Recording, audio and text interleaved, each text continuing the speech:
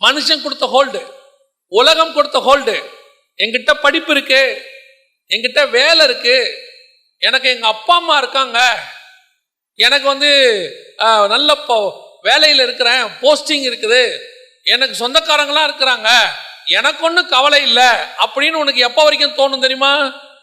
இவங்கெல்லாம் இருக்கிற வரைக்கும் தோணும். ஒரு நாள் கர்த்தர் இதை எல்லாத்தை விட்டு உன்னை தனியா மாத்துவார். ஏன் தெரியுமா? இதெல்லாம் தனியா மாறினாதான் தேவனை நோக்கி நீ கத்த தொடங்குவ, தேவனை நோக்கி நீ அழத் தொடங்குவ. 28 வயசுல 30 வயசுல நல்ல பெற்றோரை எதிர்த்து அல்லது கணவனை எதிர்த்து மனைவியை எதிர்த்து எல்லா வேலையும் செஞ்சிடலாம்.